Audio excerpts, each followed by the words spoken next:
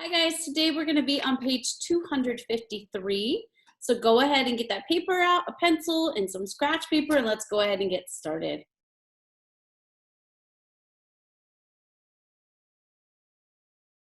Come on, iPad. It just worked. There we go. I'm so excited. Okay. So we are going to be on page 253, like I said. General review, which is always a good thing to do because it helps us to kind of go over what we've already done. Remember, Thursday you have a test, and your test is going to be in Google Classroom, just like how you would be doing your assignments every single day. So but instead of going to a video, what you'll do is just go ahead and take the assessment or the test on Thursday, and it'll be in Google Classroom for you. So let's go ahead and start today. Just like with any other day where we have a review, we don't necessarily have a lesson, but we're going to do the problems together. So let's look at number 1A. It says solve and check these equations. Well, we've been doing that, so these should be fairly easy for us. Ooh, hold on one moment. My lovely little Apple Pencil does not want to work. There we go. Okay, so let's see if it works now. Yes, it does. Okay, so let's look at 1A. It says 7y equals 8 plus 3 plus 3. Well, what's the first thing we need to do? Our ultimate goal is to isolate the variable in this case, which is y. But what we need to do is solve this part of the equation first. We need to add first. So 8 plus 3 is 11, and 11 plus 3 is 14. So let's rewrite that. 7y equals 14. Now we need to isolate the variable, and some of you guys can already see it. What plus 7 is going to give you 14? Some of you guys can see it, right? But we have y, or what times 7 gives you 14? We have 7y equals 14, and we want to isolate y. And in order to do that, we need to divide. Because we're multiplying by y, we need to use the opposite operation, which is division. So we're going to divide by 7, both sides of the equation, and we get y equals, what's 14 divided by 7? Or how many 7s are in 14? 2.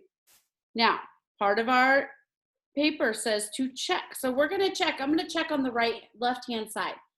So what I'm going to do to check is plug y. Nope. I'm going to, okay, come on, iPad.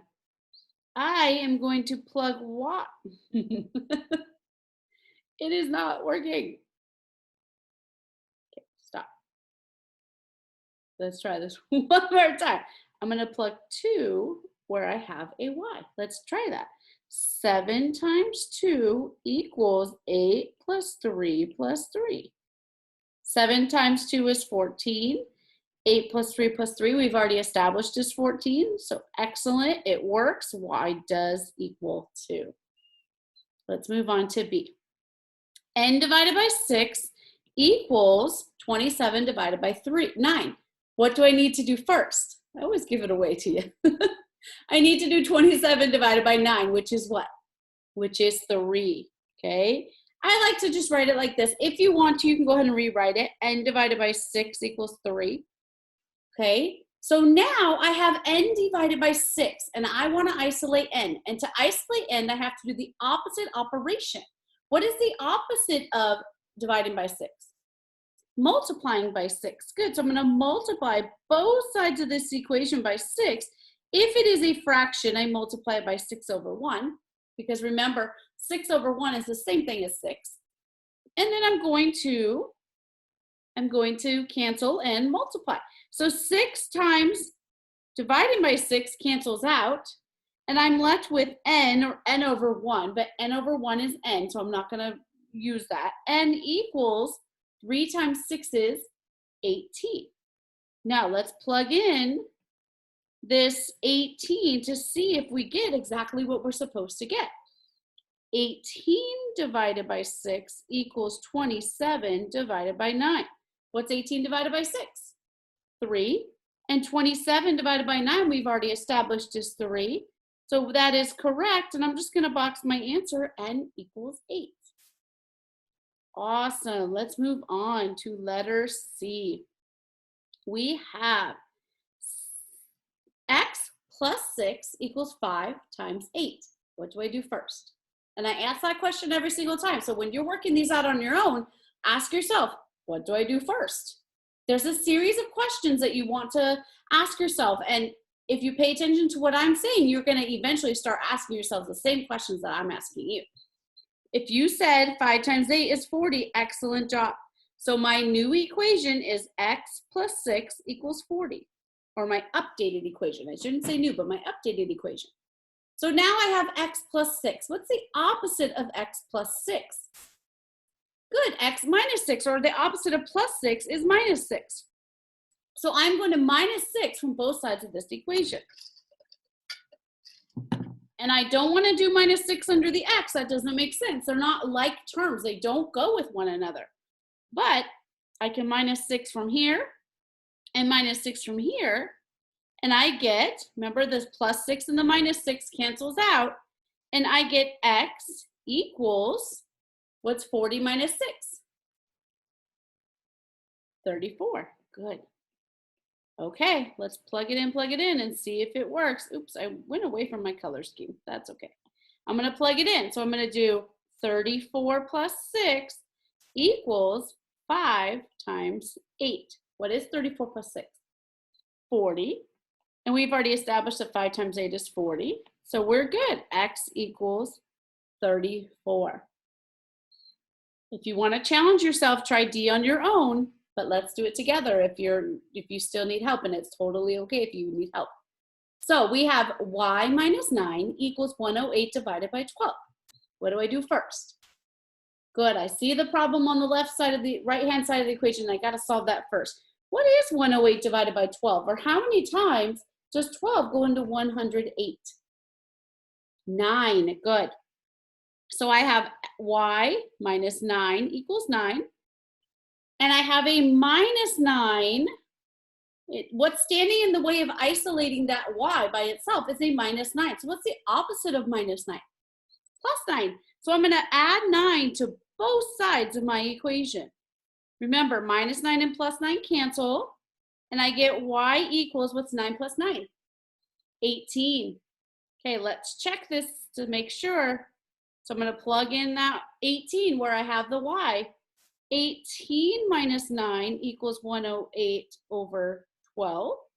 18 minus 9 is 9, and 108 divided by 12 is 9. So I get the same answer on both sides. I get y equals 18. So we're going to move on to 2 now. Solve these story problems. So we will need to use scratch paper for these story problems. We do not have enough room on this paper to work it out. So I've added a little GIF into number 2A. Let's look at 2A. It says, when a sum of money is divided equally among 5 persons, if any one of you know me, using the words persons drives me crazy, but it's okay. I'm going to say 5 people. Each person receives $12.75. If the money was divided equally among 3 persons or people, how much would each person receive? So this is a very multi-step problem, but let's work it out. Let's not get too scared about it. Sometimes we see multi-step problems and we kind of retreat and we're like, oh, I don't like word problems or I don't like story problems. But guess what? If you break them down little by little, they become easier. So first of all, let's underline our question. And our question is, how much would each person receive? Okay, so now we've got some facts that we need to figure out here, right? We have 5 people and they get $12.75 each. And our question actually is, if the money was divided equally among 3 people, how much would each person receive? So let's think. I have 5 people and they each get $12.75. What process am I going to use? Am I going to use multiplying, adding, subtracting, or dividing? If you said multiply, correct. Okay, so let's do that first. I'm going to go ahead and put some line paper here at the bottom of my page. And we're going to multiply this out first. Let's do $12.75 times 5. So I know this is 2A. Guys, it's a very good rule. I mean, you're not turning these in, obviously, right? What you're doing is putting them into Google Classroom. But it's a good rule of thumb for you to label each thing that you're working on. If you have work here, and work here, work here, work here, work here, it's so much better for you to work neatly and to have everything labeled. It will help you in the long run, okay? So I've done all that talking and I forgot what we're multiplying. We are multiplying $12.75 times 5. $12.75 times 5. 5 times 5 is 25. 5 times 7 is 35 plus 2 is 37. 5 times 2 is 10 plus 3 is 13. And 5 times 1 is 5 plus 1 is 6. So, and I have my 2 decimal points. So I have $63.75. Are we finished with this problem? No, we're not. Okay, so let's look. We have $63.75. Now it says if the money, and in this case we have $63.75, was divided equally among 3 people, how much would you receive? We have the $63.75. Did we say 75 cents? Oh my goodness, my memory, where's it going? Yes, $63.75, and we're dividing it among 3 people. They even told us we're dividing. So let's do that. Let's do $63.75 divided by 3. And then we should have our final answer. So, I'm gonna move that down. $63.75 divided by 3. Well, when I'm dividing, I like to put my decimal sign and my dollar. My decimal and my dollar sign and my decimal there. Okay, so 3 goes into 6 2 times. 2 times 3 is 6. Bring down my 3. 3 goes into 3 1 time. Multiply. Bring down my 7. 3 goes into 7 2 times again. 7 times 2, 3 times 2 is 6. 7 minus 6 is 1. Bring down my 5. 3 into 15 is 5. So I have $21.25. So if I took the same amount of money that I was going to divide among 5 people and I divided it among 3 people, I would have $21.25. Excellent. So letter A is $21.25. Okay, let's move on to letter C. Letter C says, Mr. Wheeler bought a used car for $5,000 and sold the car for $6,000. What is his percent of gain? Well, we have not really used the term percent of gain, but we have used the term percent of increase or percent of decrease. So what do you do? Remember that? What do you do? Difference over original. What do you do? So our question is, what is his percent of gain? Gain means increase. How much percentage did he make, or how much increase did he have? We started our difference. We started at 5,000, so 5,000 is our original, and we ended up with 6,000. So first thing we need to do is find the difference. What is the difference between 5,000 and 6,000, or 6,000 minus 5,000? If you said 1,000, excellent. So my difference is 1,000. So I'm going to come here on my scratch paper. I'm going to say 2C. And my difference is 1,000 over my original. What's my original? My original is $5,000. $6,000 is not your original. 6,000 is not your original because that was not what you started with. You started with 5,000, or Mr. Wheeler started with $5,000. Now remember, whenever I have, we're doing Funky Rabbit Dance Party because we're finding percent. Man, my words today, I am so sorry. So when we do Funky Rabbit Dance Party, first we do a fraction, which we're done. Then we do reduce, then we do decimal, then we do percent. Now, if you have 1,000 over 5,000, What you can do if you have a 0 in the numerator and a 0 in the denominator is they cancel each other out. So you can get rid of that. So your fraction is actually 1/5. Now we've reduced, your fraction is 1/5. Now we're going to make that into a decimal. What is your decimal for 1/5? If you said 0.2, excellent job. Now we're gonna change that decimal into a percent. So we're gonna move it 2 places to the right to change it to a percent. What do I do with this empty spot?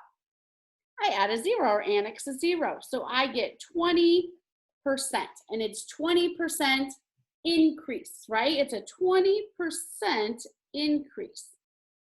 So he had a 20% gain on the sale of his car. Let's go to letter D.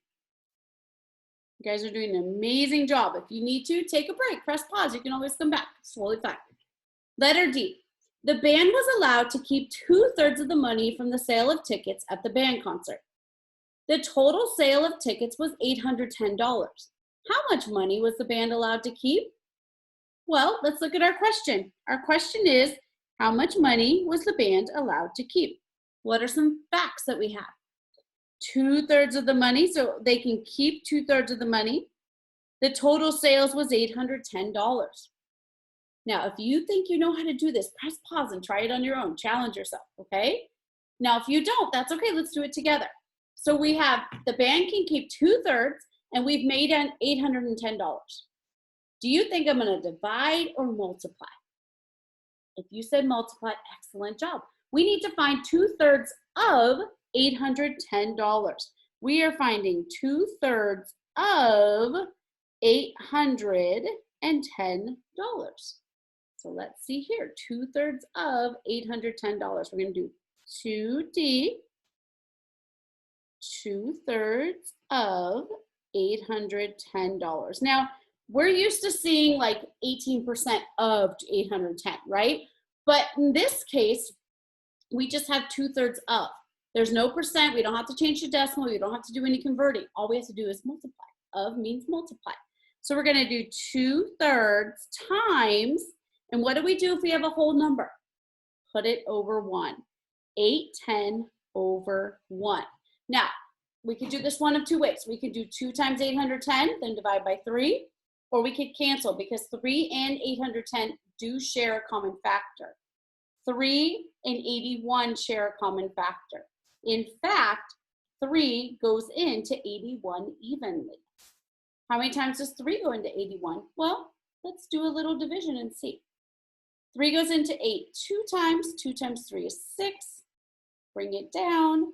3 goes into 21 7 times. So we can cancel here and we can say 1 and 270 because we don't want to forget about that 0. It's super important.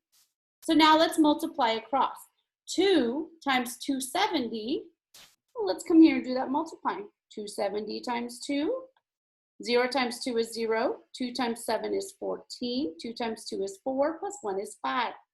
So we get $540. So the band was allowed to keep $540. That's a pretty good profit. $540. Okay, let's do E. How many yards are in 1/4 of a mile? Ooh, this is a thinking problem. So 2E.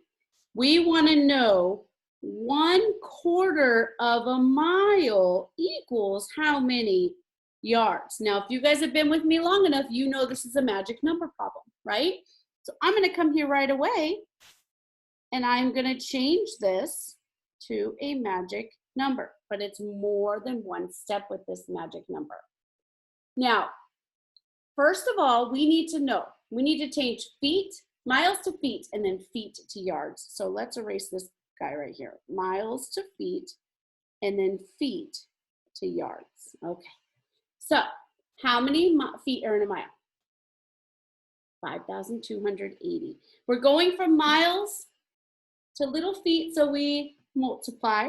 And there's 5,280 feet in a yard. So we are going to multiply what we have, 1/4, times 5,280 over 1. Now, do you think 4 goes into 5,280? Maybe not, maybe so. If I don't want to spend the time to cancel, sometimes it's easier to multiply, but I'm going to show you a trick. Since this is a 1 and this is a 1, it's probably going to be a little bit faster if we just did 5,280 divided by 4. So let's do that. 4 goes into 5 one time. Subtract. 5 minus 4 is 1. Bring down my 2. 4 goes into 12 3 times. 3 times 4 is 12. Subtract. Bring down my 8. 4 goes into 8 2 times. Subtract. Bring down my 0. And 4 goes into 0 times. So now we have 1,320 feet. I'm going to erase this so we have a little room. So we've done the first part of our problem. So I've told you, sometimes when we have a double step problem, it takes a while, but the payoff is a well thought out answer, and it's great to have it. So now what we're looking at is 1,320 feet is how many yards? Let's do our magic number again. 1, 2, 3. I'm going from feet to yards because feet are smaller than yards, so I'm going to divide. And how many feet are in a yard? 3. So I'm going to take what I have, 1,320, and divide by what I need. Divide by 3, but divide by the magic number. So I'm going to do 1,320 divided by 3. 3 goes into 1, doesn't go. 3 goes into 13 4 times. 4 times 3 is 12. 13 minus 12 is 1, and bring down my 2. 3 goes into 12 4 times again. 12 minus 12 is 0, bring down my 0. 3 goes into 0 times, so I get 440. So 1/4 of a mile is 440 yards. Don't get caught up in the double step of a problem. Just work through it little by little, slowly, you're going to get it. You guys are doing such an amazing job. Let's move on. We are going to do one more story problem. We're going to do G. And G reads like this. In Greenwood Christian School, there are 975 students. I know that's a piece of information. I'm going to go ahead and circle it. If 16% of the students are in 6th grade, how many students are in 6th grade? Question, how many students are in 6th grade? So this is a fairly straightforward problem. There's no like little loops or no things that's like tricky wording. It says out of the 975 students, 16% are 6th graders. How many 6th graders are there? Think or tell the TV right now, what do you think my word problem is here? This is 2H. If you said 16% of 975, you are 100% correcto. Let's go ahead and do this. If I have a percent, I change my percent to a decimal and I multiply. So 16% written as a decimal is 0.16. 975 times 0.16. Multiply and see what you get. I'm going to do it quietly and see what you get at the end. So let's compare.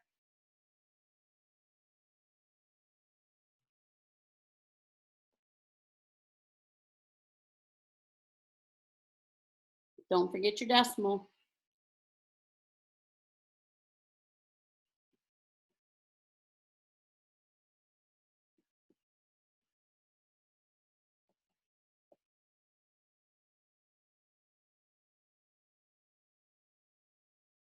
What'd you get? 156 6th graders. Good job. 156 6th graders. Okay, so assignment for today. We're already at assignment time, which is awesome.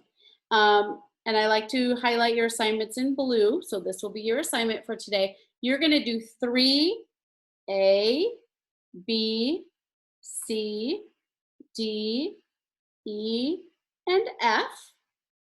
Remember, draw your picture. So like letter A, you would draw a rectangle and you would label. Letter B, you would draw a circle and you would label. Letter C, you would draw a square and label. I love that my iPad does that. It's super cool. Let me see if I can do A as a rectangle. Let's see if it does it for me. It does. Oh, yay. Awesome. Okay, letter D, you're going to do a parallelogram. Let's try. Let's see if this turns into a parallelogram. What? It did it. That's amazing. I'm loving this program more and more. Letter E, we would have a circle again.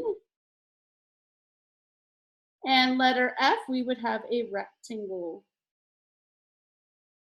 Okay, so then you would label these drawings and you would solve for, like 3, you're solving for perimeter. Okay, B, 3A, you're solving for perimeter.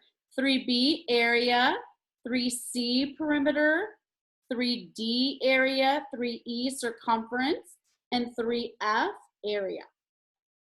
One more section I want you to look at for your assignment for today. I would like you to do 5, let's see what I have here. I'd like you to do 5A, B, C, and F. Remember, F is a PEMDAS problem. With PEMDAS, we do parentheses first, then exponents, then multiplication and division in the order they appear, then addition and subtraction in the order they appear. Letter A with 5, remember, annex your zeros. It makes it a little easier. Letter C, obviously you need to annex that 0 because you can't subtract without annexing the 0. Letter B, take your time. It is a multi-step division problem, but if you take it slowly, you will be able to solve this problem. And I think that's it for your assignment for tonight.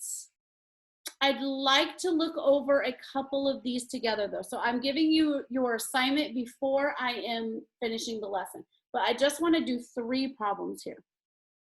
I want to do these 3 problems together. So let's look at them. I have 1.5 centimeters is how many millimeters? So I'm going to come here and I'm going to rewrite it here. 1.5 centimeters is how many millimeters? Now, these are metric units of measurement.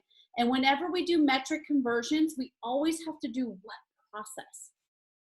If you say kind-hearted daisies usually drink chocolate milk, excellent, excellent, excellent job. Let's go over this together. So I am going from centimeters to millimeters, from what I have to what I need to find or what I need. From centimeters to millimeters, I'm going from centi to milli. That means my decimal is going to move from centi, oops, not like that. My decimal is going to move from centi to milli. It's going to move 1 time to the right. So I'm going to come here and do the same thing. And I get what? Or we get what? We get 15. So 1.5 centimeters is 15 millimeters. Letter H. I'm not going to go back to the paper, but I'm going to have it here. Letter H says 24 days, DA is days, is how many hours? If we're doing English conversions, we have to do magic numbers. So we've done a lot of that today, but it's super important to know that that's the process that we're going to be using. If it's not metric, we'll use magic number. So we're going from days, which are big, to hours, which are smaller. So we multiply. How many hours in a day? 24. If you said not enough, you're right. So we have 24 days times the 24 hours. We're going to multiply. 24 times 24. Another way to say that is 24 squared. Multiply. You multiply, I multiply. Let's see what we get.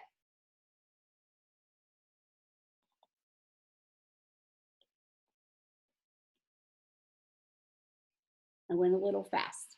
Check yours with mine. 576 hours. Awesome, awesome. Let's do one more for I. We have 3 gallons is how many pints?